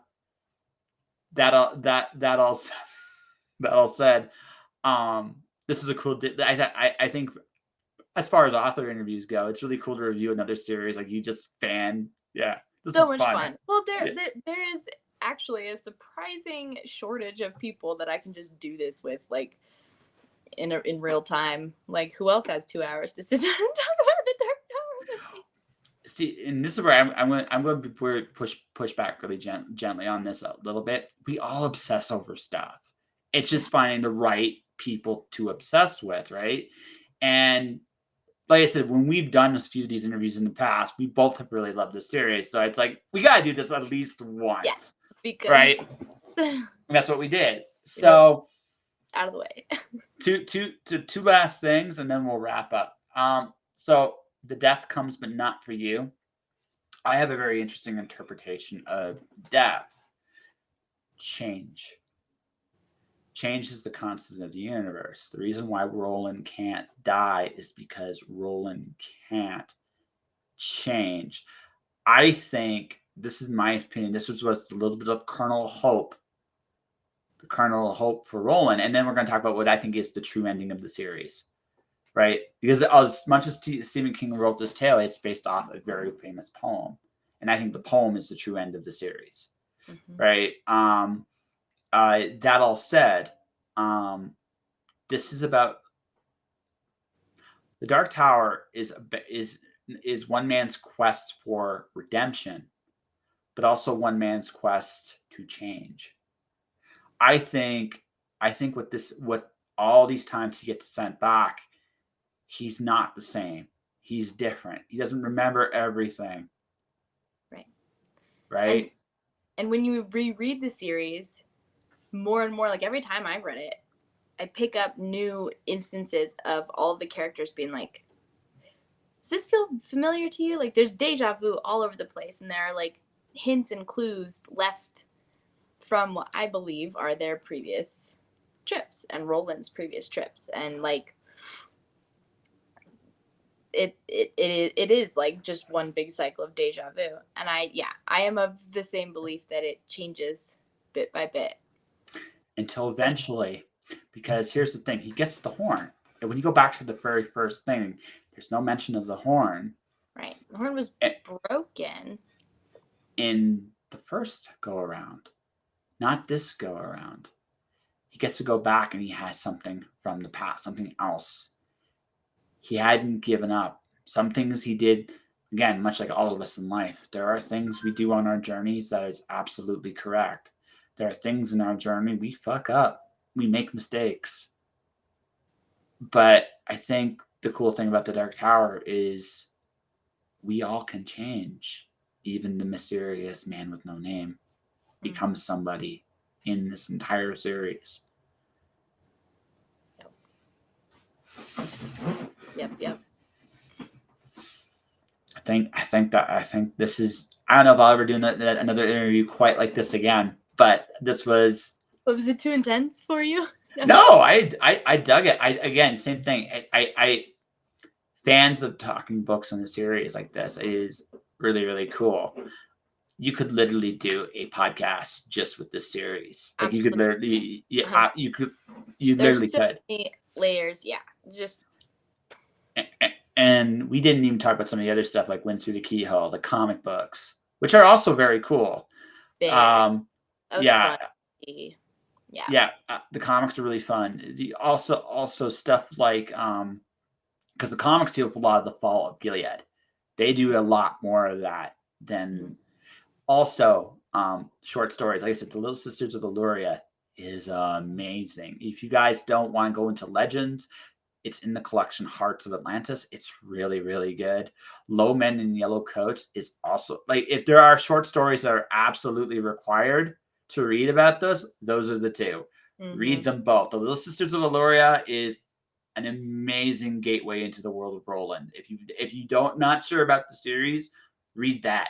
That will hook you.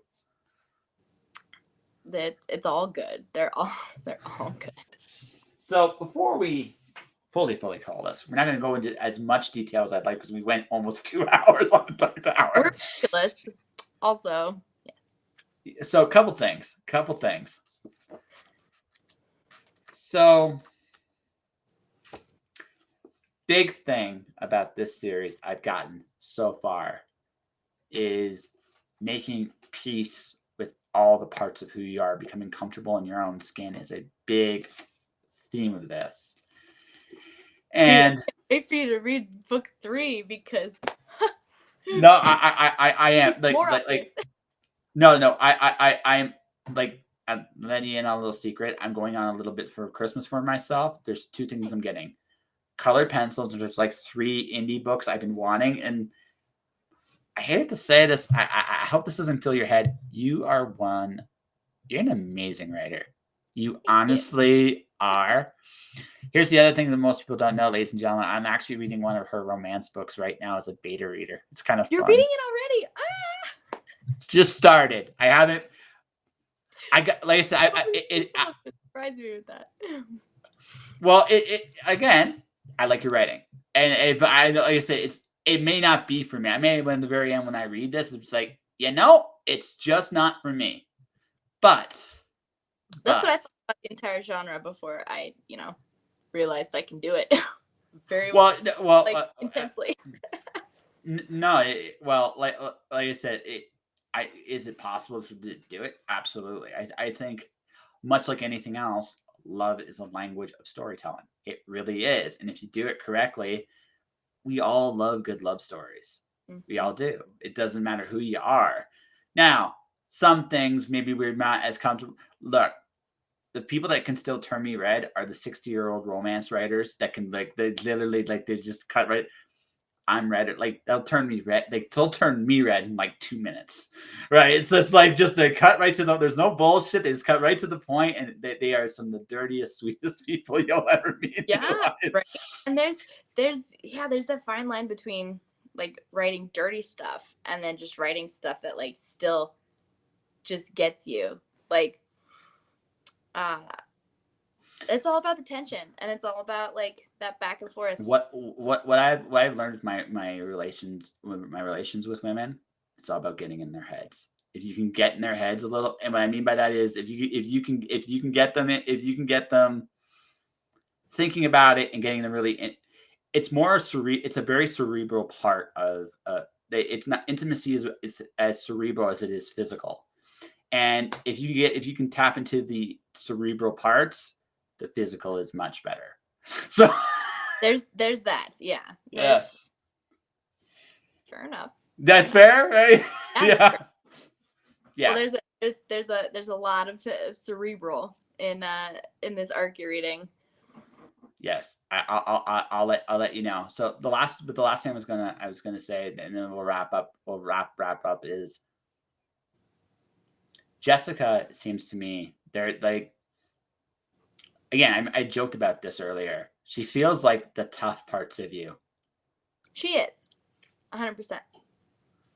Yeah. Yeah. And yeah, that will be like even way more apparent when you read the Secret Coin, book 3. But I've found it hilarious actually how many readers have, there are always readers that are not going to like something, right? So this series has been, it exploded, and so many readers are huge fans and just like binge the whole thing, and I'm like flattered. And then there are always some who are like, this is ridiculous, I can't handle it. And I think the biggest complaint is like, man, Jessica just has her head so far stuck up her like she's like just stubborn and stupid and like what is going on. I know I'm really selling my own books right now, but Fantastic. I laugh about it because they're like, what? No one would make those decisions, no one would do that. Actually, I that did. So I good thing we're never meeting in person. well, I like, again, it's her. How do I put this? For lack of a better term, it's her street smarts.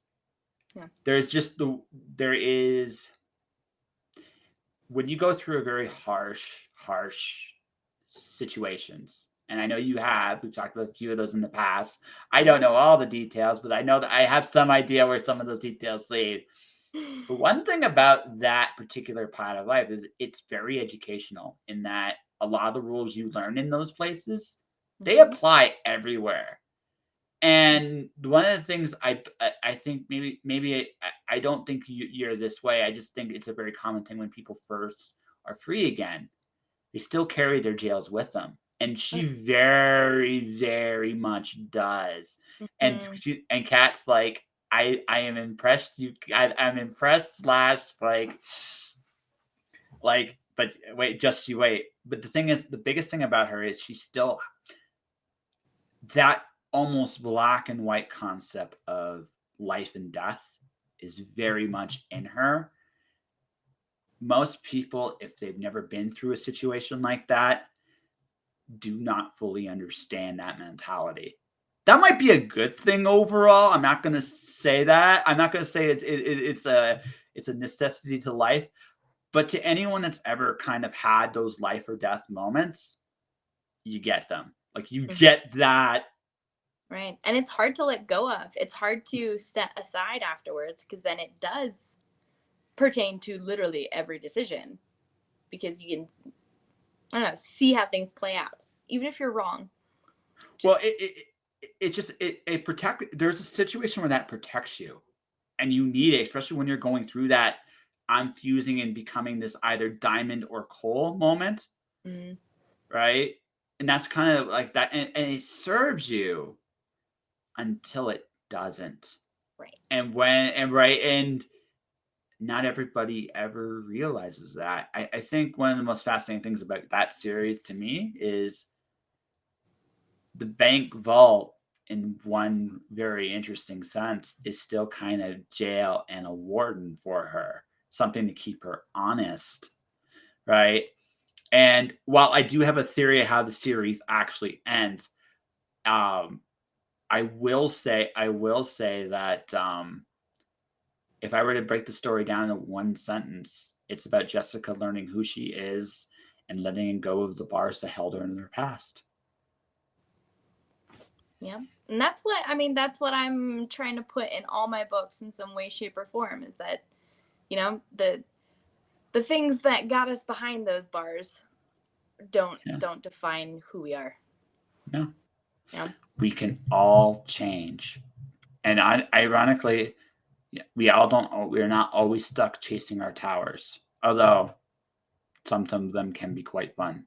So I had a lot of fun with this. Did you? I'm sorry you're past your bedtime. Great. But Way past bedtime. It's cool. It's oh my god, 9:30. It's okay. We're wrapping this up very shortly because it is your bedtime and you do need to sleep. So when's your next release? All right.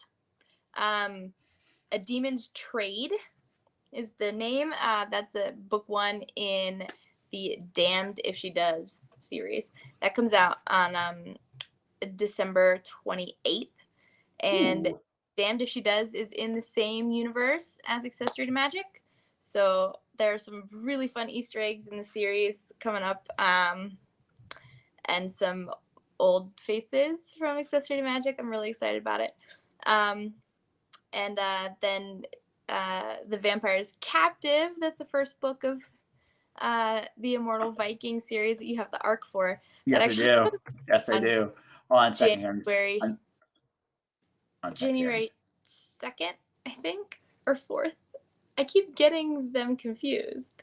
So that one's out. So that one's for people to see and watch when people come and watch this later on. Yeah.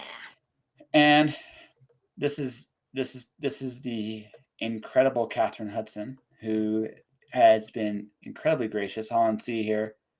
The Wicked and the Dead. I still have to pick that up at some point. I'm just looking to see if I can find it there.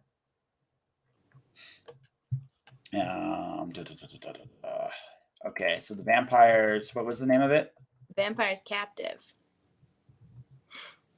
All and right, that is got a new pen name for this. It's a co-authoring project with Rebecca Hamilton. So that's under Sophia Storm, Sofia. You know, me branching out into dark paranormal romance. It is super dark, super steamy, so much like just psychological twistedness and like torture, and it's a very dark world. Little Crutchell's dark influence here. I'm probably maybe just a little. You know, just a little bit. Yeah, there's some bit of that. Yeah. All right. So there is all of that and more. So my question then is, we always ask this at the end of every episode too, is woohoo! I'm number 2 on my own book title. That's fantastic. How can people find you? Find me. I'm on Facebook, Kathrin Hutson Fiction. Probably should start with my website. That's kathrinhutsonfiction.com. Very easy to remember. The information about my books can be found there as well. And I'm on Instagram at Kathrin Hutson Fiction, and Twitter and TikTok at Exquisitely Dark. That's where I am. I also I love getting emails. So it's author at kathrinhutsonfiction.com.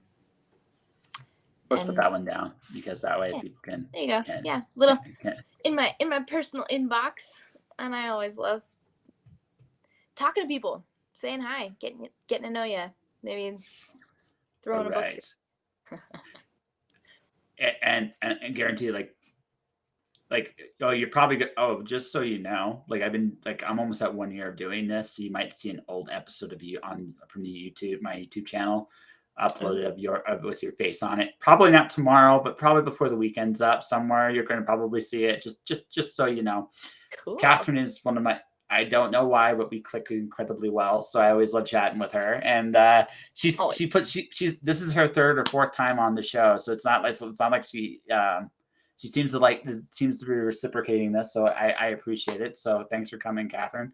So before I wrap up, I should probably put my book up there. This is Alice 1. If you like croquet with Jason again, Alice in Wonderland versus Jason of the Argonauts, and then one of the most craziest games of croquet you'll ever see. It's got undead hydras, dragons who don't sleep, and shadows going crazy everywhere. So this is also it. Like my first book was nominated for the Elgin Awards. This is the sequel to it. It's the true first full story in the series. I hope you guys like. If you like epic poetry with illustrations and a good giant mashup of Alice and Greek mythology, this will be for you. You want to follow me, hit the follow button on my twitch.tv/justjoshingpodcast. My YouTube channel is Joshua Pentellaresco. Hit the like, subscribe, enable notifications. I'm sponsored this month by the Speculative Fiction Academy, in which I'm teaching a course. For more information, check out speculativeffictionacademy.com. Stay inspired, keep shining in the dark. And the next time will probably be a little bit more Kathrin-centric in terms of interviews next time. That all said, Kat, I really enjoyed talking to Dark Tower with you for 2 hours almost. Always. I mean, we won't always do it, but I always love coming on with you. And we finally did it. So now that's it's out of the way, and I had a blast. It's so great to dive back into that with someone who knows what they're talking about and has gone through the whole thing. Yes. It was fun. It really was. And who knows? Maybe I'll do another book series with another author down the road. Let me know what you guys think about this episode. All right, guys. Take care of yourselves. Tomorrow, speaking of romance authors, I'm doing a drink and draw with Mari Reed tomorrow. So that'll be fun. She's better than I am. Anyways, guys, good night.